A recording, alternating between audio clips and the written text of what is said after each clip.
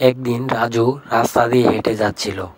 হঠাৎ যাবার পথে তার বন্ধু তাকে বলতেছে, হে রাজু, চিক্কু এদিকে আয়।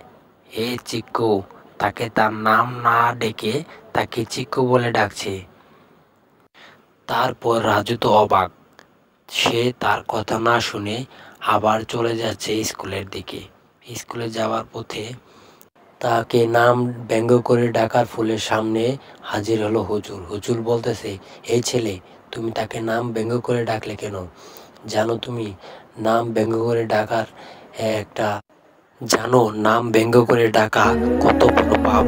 আল্লাহ তাআলা তার বান্দার জন্য সুন্দর নাম রেখেছে, আর সেই নাম ভেঙে তুমি অন্য নামে ডাকছো।